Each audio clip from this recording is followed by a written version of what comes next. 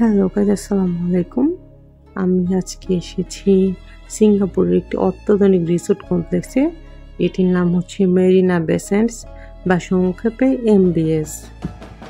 2010 সালে নির্মিত 57 তলা বিশিষ্ট মেরিনা বে স্যান্ডস বিশ্বের সবচেয়ে ব্যয়বহুল স্থাপনাগুলোর মধ্যে অন্যতম। মেরিনা বে স্যান্ডস রয়েছে আবাসিক হোটেল, বিশ্বের সেরা সব ব্র্যান্ডের শোরুম, কৃত্রিম ice skating court, restaurant, convention centre, theatre, gymnasium, shopping mall, casino, art science museum এবং মেরিনা বে স্যান্ডস স্কাই পার্ক থেকে এক নজরে সমগ্র সিঙ্গাপুর দেখা যায়। 200 মিটার উচ্চতায় অবস্থিত জাহাজ আকৃতির স্কাই পার্কে আছে পর্যবেক্ষণ ডেস্ক এবং ইনফিনিটি পুল।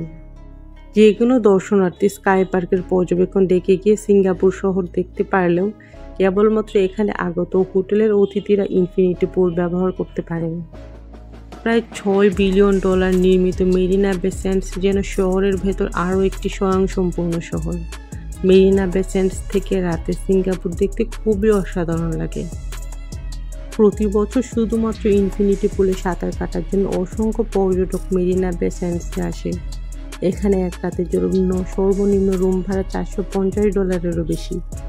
আবার বুকিংয়ের তারিখ অনুযায়ী রুমের ভাড়া পরিবর্তিত হয়। আমার মনে হয় সিঙ্গাপুরের সবচেয়ে দর্শনীয় ও আকর্ষণীয় স্থান হলো এই মেরিনা বে স্যান্ডস। তো কথা হচ্ছে, আপনারা যদি মেরিনা বে দেখতে চান কীভাবে যাবেন? প্রথমে চলে যেতে হবে আপনাদেরকে সিঙ্গাপুরে। তো আমি তো বাংলাদেশ থেকে গিয়েছি। তো আপনারা যদি যেতে চান, ঢাকা থেকে সরাসরি সিঙ্গাপুরগামী ফ্লাইট রয়েছে। বিমান বাংলাদেশ, মালিন্দো এয়ার, জেট এয়ারওয়েজ এবং মালয়েশিয়াম এয়ারলাইন্স সহ বেশ কিছু বিমান সংস্থার মাধ্যমে আপনারা সিঙ্গাপুর যেতে পারবেন। এয়ারলাইন্স ভেদে খরচ 16 থেকে 25 হাজার টাকার মধ্যেই হয়ে যাবে। সিঙ্গাপুর এয়ারপোর্ট থেকে বিভিন্নভাবে আপনি যেতে পারবেন, মানে MRTতে করেও যেতে পারবেন। মেট্রো রেলের মাধ্যমে ভ্রমণ করলে খরচ কম এবং স্বাচ্ছন্দ্যে পৌঁছানো যায়।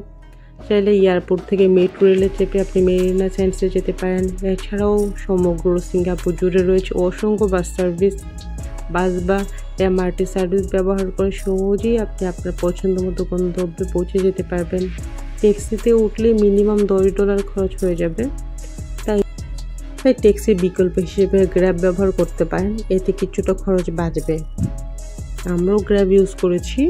গ্র্যাব বাংলাদেশ থেকে আপনি ইনস্টল করে নিয়ে যেতে পারেন, তাহলেই ওখানে গিয়েই আপনি ইউজ করতে পারবেন। তো তারপর আসে আপনারা কীভাবে সিঙ্গাপুরের ভিসা প্রসেস করবেন। ঢাকা সিঙ্গাপুরের কনসুলেটে থাকলেও সেখান থেকে সিঙ্গাপুরের ভিসা আসলে প্রদান করা হয় না। ভিসার জন্য আপনাকে অনুমোদিত এজেন্টের সাথে যোগাযোগ করতে হবে এবং অবশ্যই সিঙ্গাপুরে অবস্থানরত কারো কাছ থেকে ভ্রমণের আমন্ত্রণপত্র পেতে হবে, যেটা ইনভিটেশন লেটার বলে।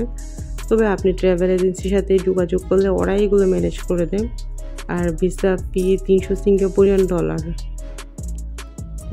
আমাদের সিঙ্গাপুরের ভিসা পেতে খুব একটা প্রবলেম হয়নি, খুব সহজে আমরা পেয়ে গিয়েছিলাম। তো আমার কাছে মনে হয় ব্যাঙ্ক স্টেটমেন্ট এগুলো ঠিকঠাক থাকলে খুব একটা প্রবলেম হয় না সিঙ্গাপুরের ভিসা পেতে।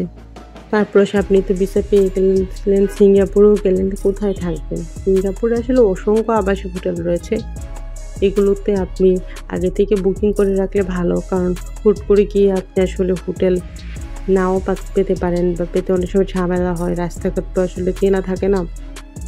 সান্তোস আইল্যান্ড এবং মেরিনা বেতে রাত্রি যাপন আসলে খুবই এক্সপেন্সিভ। সিঙ্গাপুরের মুস্তফা সেন্টারের কাছে মিনি বাংলাদেশ আছে, সেখানে চাইলে আপনি কম খরচে থাকতে পারবেন। এছাড়াও লিটল ইন্ডিয়ার বাজেটের মধ্যে থাকা যায়।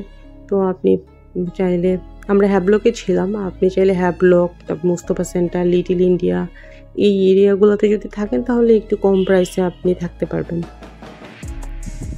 তবে আমার মনে হয় সান্তোসা আইল্যান্ড একটু এক্সপেন্সিভ, বাট যদি আপনি একটানা থাকতে পারেন তাহলে খুব মজা হবে, কারণ সান্তোসা আইল্যান্ড আসলে অসম্ভব সুন্দর, খুবই সুন্দর। যেমন মেরিনা বে একরকম খুব লাক্সারিয়াস, বাট সান্তোসা আইল্যান্ড হচ্ছে নেচার, পাহাড়, মেঘ, খুবই সুন্দর।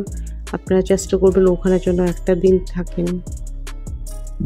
সিঙ্গাপুর তো সবাই জানে খুব এক্সপেন্সিভ সিটি, তো এখানে খাওয়া নিয়েও মাঝে মাঝে ঝামেলা পড়তে হয়। আপনি যদি সবসময় খুব এক্সপেন্সিভ হোটেলে খান বা বড় রেস্টুরেন্টে খেতে চান তাহলে আসলে খুব খরচ পড়ে যাবে। তো ওখানে কিন্তু সুলভ মূল্য কিছু হকার সেন্টার এবং ফুড কোর্ট আছে, ওখান থেকে যদি আপনি খান তাহলে কম মূল্যে খেতে পারবেন। সিঙ্গাপুরের আকর্ষণের তালিকায় শীর্ষে রয়েছে স্পেকটা। তবে মেরিনা বের আরেকটি আকর্ষণ তো স্পেকটা যে light show and music show হয় সেটা অসম্ভব সুন্দর। এটা মেরিনা বে সেন্টের নিচে রেলিং দেওয়া জায়গা আছে, ওই জায়গাটাতে হয়, খুবই সুন্দর।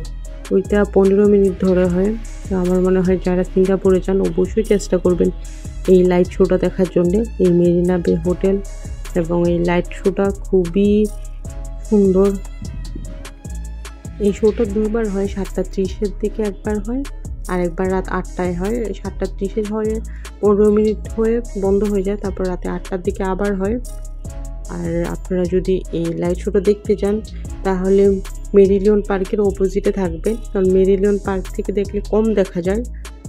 আর মেরিলিয়ন পার্কের অপোজিটে যদি থাকেন একদম